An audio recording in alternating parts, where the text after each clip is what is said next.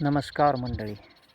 आपण शेतात आहोत आणि आज जे सांगायचे आहे ते आपल्या अभिजित डिपकेबद्दल. काल 15 ऑगस्ट होता आणि 15 ऑगस्टच्या दिवशी त्यांनी जो कार्यक्रम राबवला महाराष्ट्रामध्ये, त्याचं नाव आहे सरकारी शाळा सुधारणा. म्हणजे सरकारी शाळेमध्ये ज्या सुखसुविधा कमी आहेत तर त्यांचं ते काम करीत आहेत गाव पातळीवर, प्रत्येक गावामध्ये. आणि याची वाह व्हायलाच पाहिजे. कशामुळे?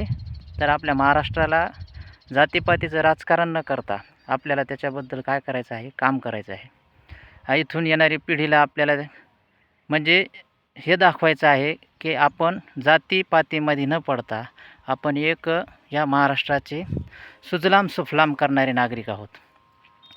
तर अशा पद्धतीनं हे अभिजित डिपकेने जे चालू केलेलं अभियान आहे याला आपला सलाम आहे.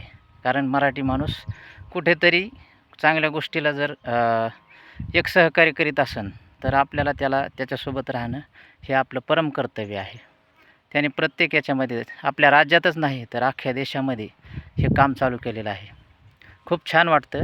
प्रत्येकाच्या मनामध्ये असतं चांगलं काम करण्याची स्थिती, परंतु त्याला काय आहे, त्याला सुरुवात करायची हेच माहीत नसतं. तर आपल्याला एक सोशल मीडिया माध्यम आहे, याच्यातून आपल्याला समजतं आणि याच्यावरच आपण काम करू. चांगल्या पद्धतीनं जर काम केलं तर आपण निश्चितच आपण महाराष्ट्राला एक जगामध्ये आपण ओळख दाखवू की पुरोगामी इतिहास काय कशाला म्हणते.